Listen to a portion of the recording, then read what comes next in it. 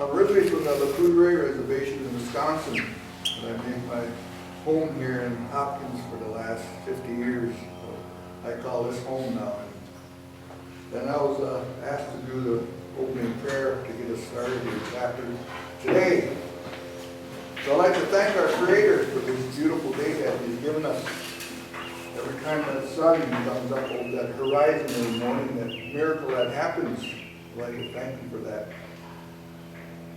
I'd like to thank Him for all the new life that came into this Mother Earth while we were sleeping. I'd like to pray for the ones who lost loved ones while they were sleeping. Think about those people.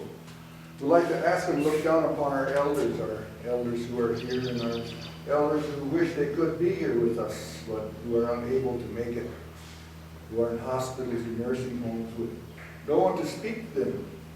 We'd like to ask our Creator to touch them in a good way.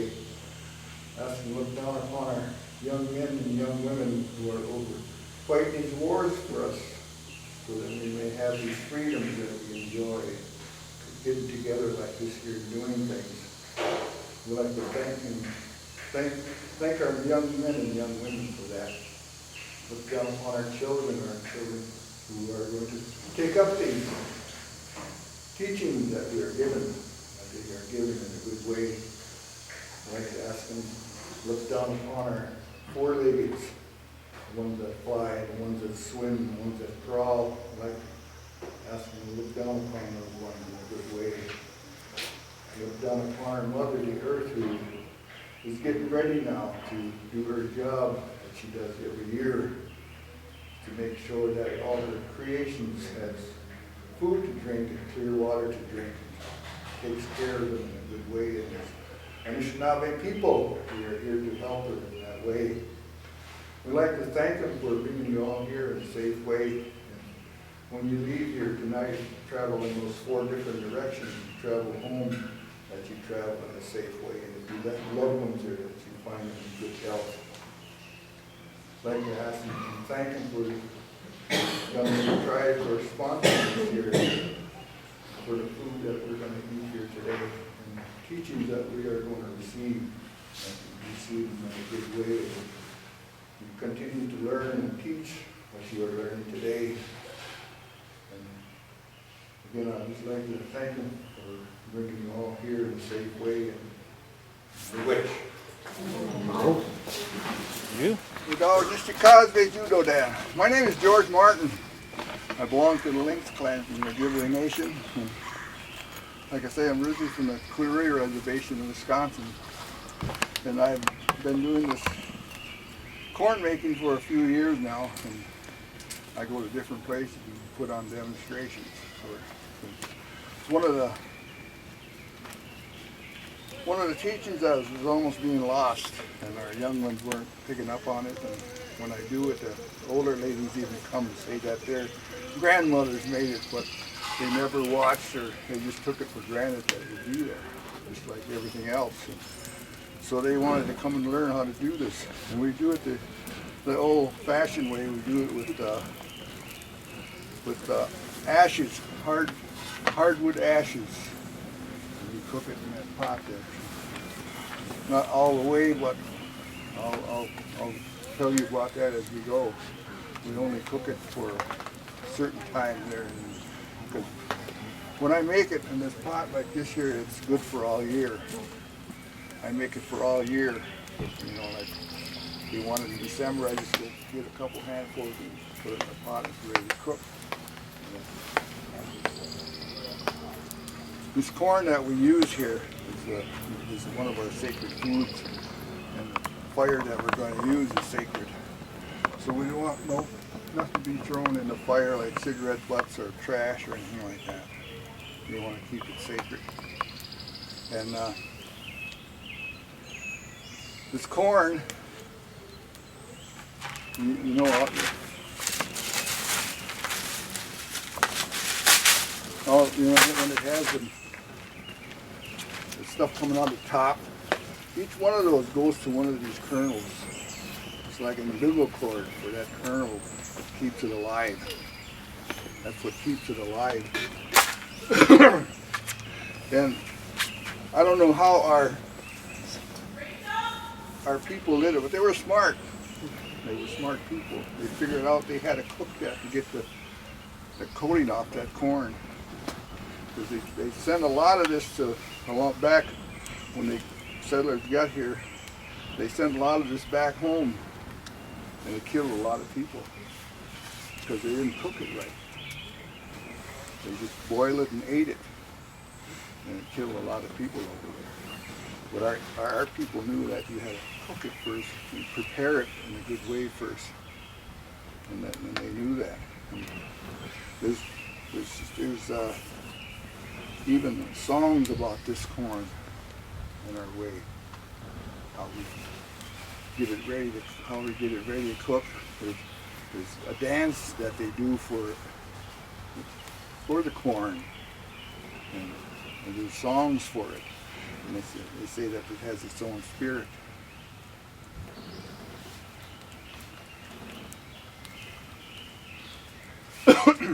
So we're gonna gather around here, and we're gonna, let's see.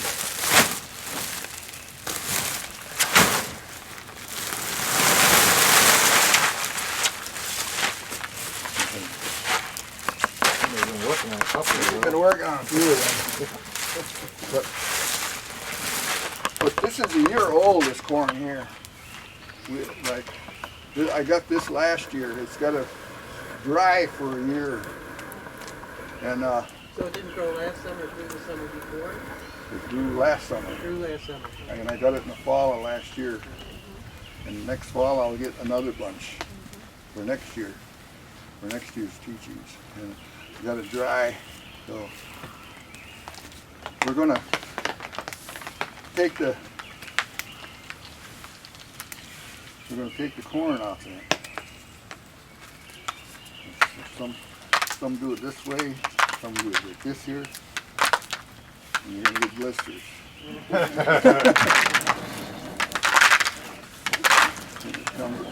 Once you get it going, it comes off really easy. Do you want you guys to go ahead and Yeah. You should.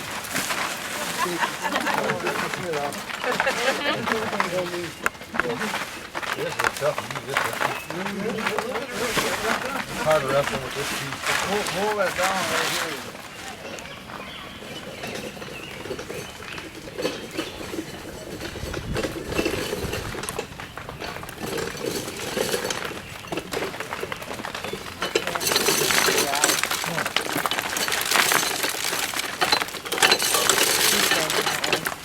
Oh, they come out the back side too. Yeah, flush them right out.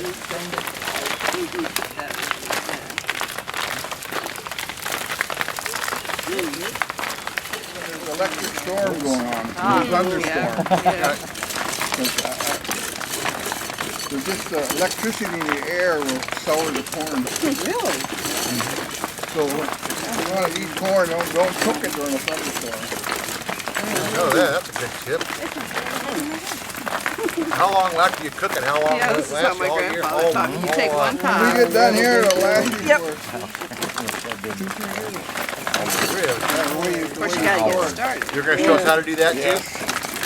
I want this. Oh, there you go.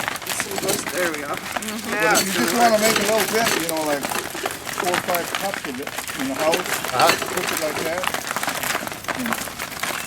So we're going to do a bunch of them.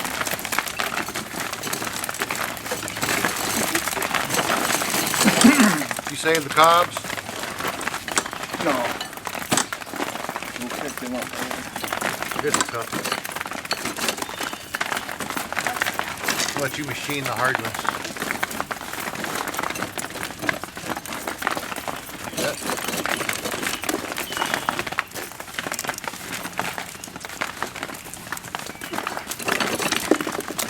That's all that one wants to do. It's too small. Now, my grandfather taught me how to take an empty cob and then you rub, and then they pop also. Yeah, there's a lot of ways of doing it, isn't it? Without getting blisters. Oh, that's pretty tight. You got a tight one here. Yep. Some of them come right off. Make a groove on it.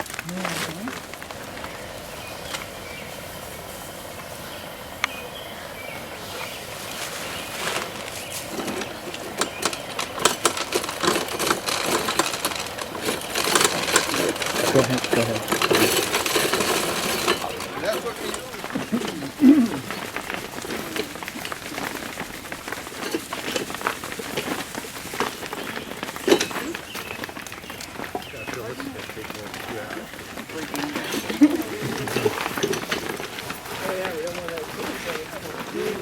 Pan here, and it's 1 and 1.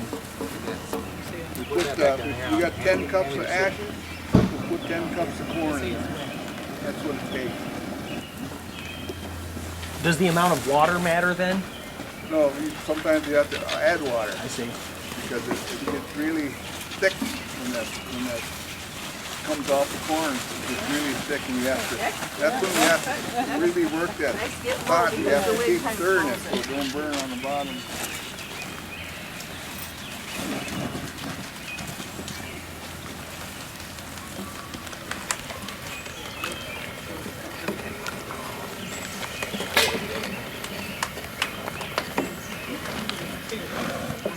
Take it home and cook some yourself. Get some hardwood ashes and cook it, and you can make corn soup. I got a copy here, John. George. Okay, I'll. Yeah, because I John was saying. corn in there. I think I have it about right there, so it's gonna come up to.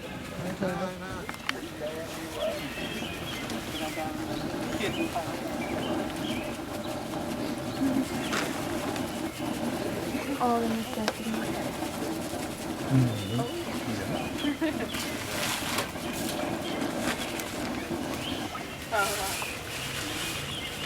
Okay, good. Corn, you can. Okay.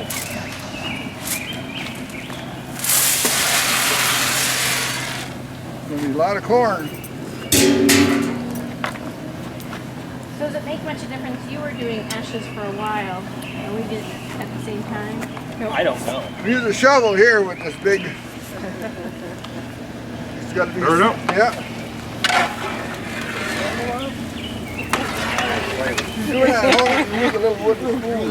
A little kettle. Cheers.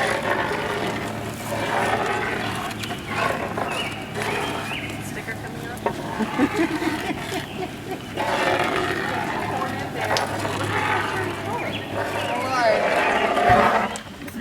Keep it right on the bottom. Keep it moving.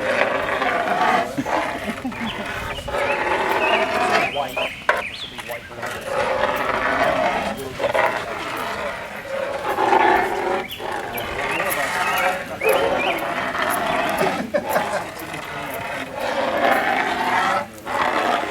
Just a minute. See all that stuff on top? Mm-hmm. Get rid of that. Okay, we get rid of all the stuff on top. You like that? So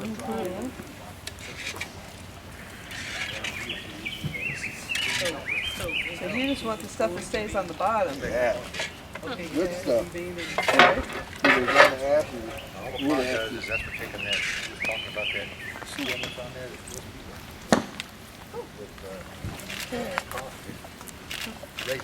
When we used to make corn up north, when we wash it, there's chip on we were doing that.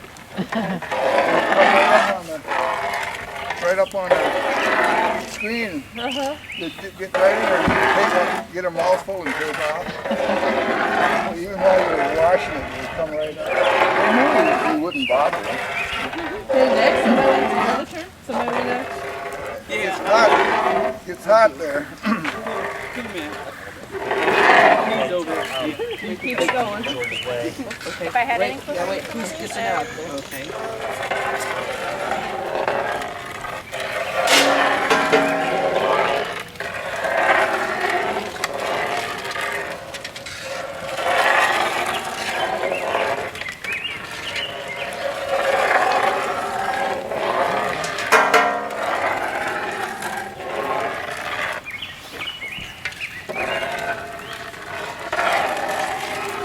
Probably gonna make it longer than I'm going to.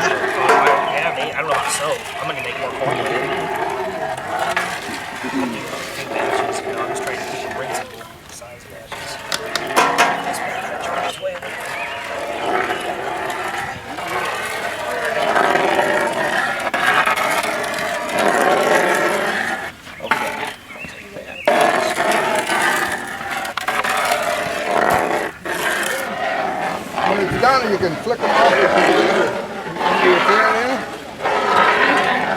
Yeah, flip right off. They're getting sticky now. Yeah. So, When they're done this far, you can flick that right off. It's still more cooking. it's getting there, but you gotta work on it. Yeah.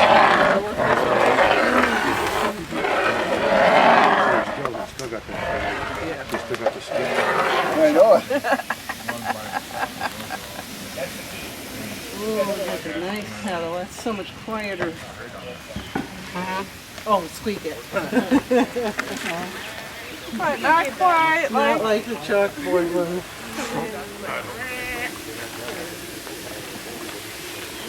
Yeah, they were having a problem right now. With the wild rice like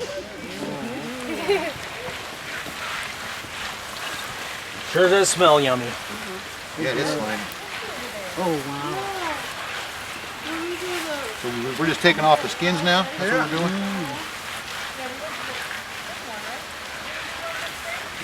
Little kids like to do that. What are you trying to say, George? Dig right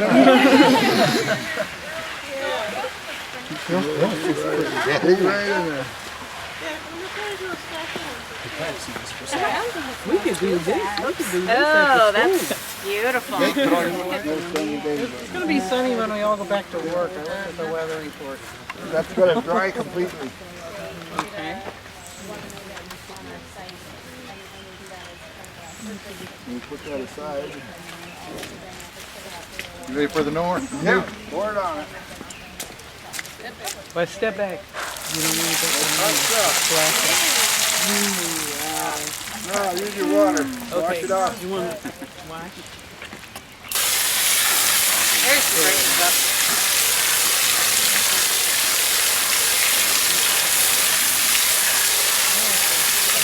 Is Malcolm still over there?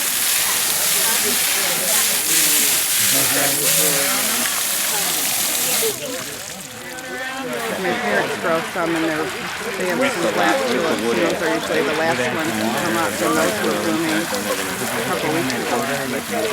Took some pictures of ours.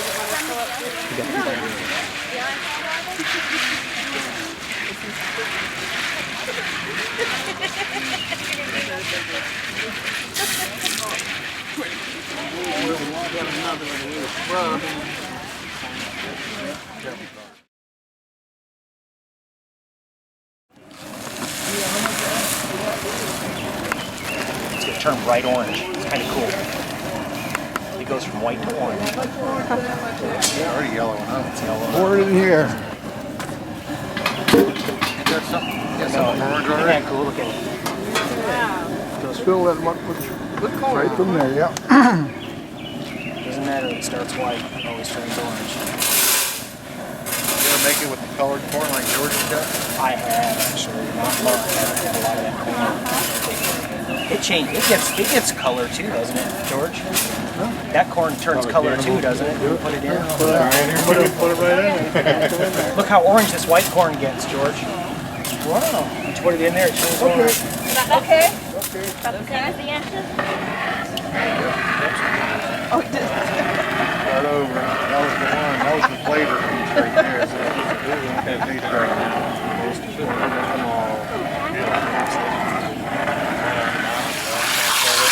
Yeah, I just want to cook. I actually want to rinse the lye that's soaked into the corn. I want to rinse that out. So this is the goal right here.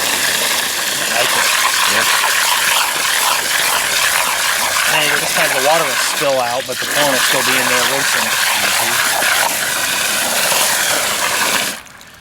Now that will rinse the corn.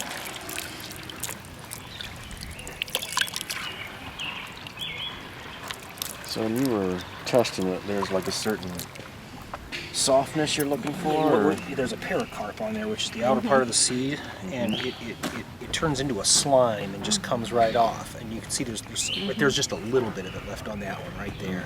And you can feel it in your fingers. It's kind of slimy. And then I'm trying to get all that off, or at least what's left on the corn, I want to rinse the lye out of, because otherwise it tastes. You can taste it if you don't, and that's why But you're done cooking it once that's raw? you're done treating it. Then it cooks for an hour.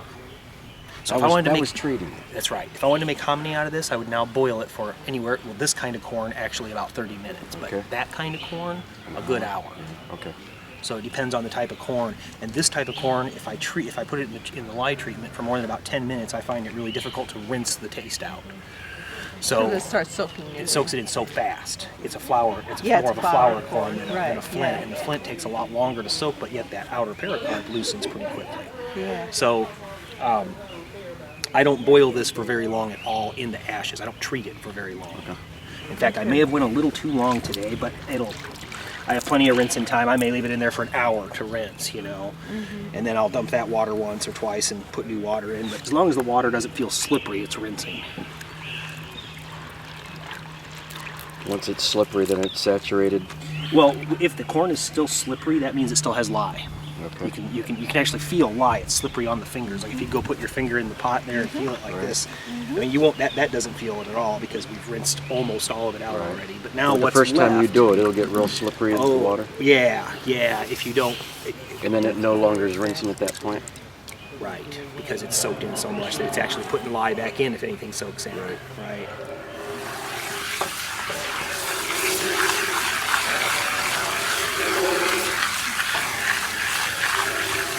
Coming through.